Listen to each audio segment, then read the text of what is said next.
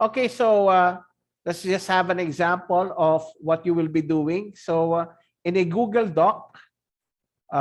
document, what you need to do is to just actually I can't copy this, so I have to write it manually. So CPU, in the CPU of my CPU is Intel Core i7 700 HQ.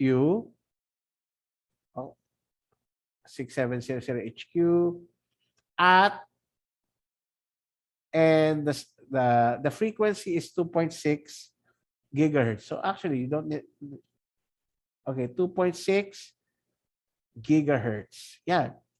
Next is the memory. Memory.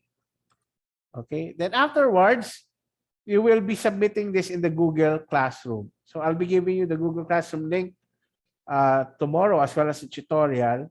So isasubmit nyo lang yung itong nagawa yung Google document. I think you can write this in your surname, Castro Raybjorn, and my section is 10 perfection, di ba? I'm the only person in that section, 10 perfection. Okay, so you will be uploading this in your Google Classroom link that I will be posting tomorrow. Sorry. Stop recording.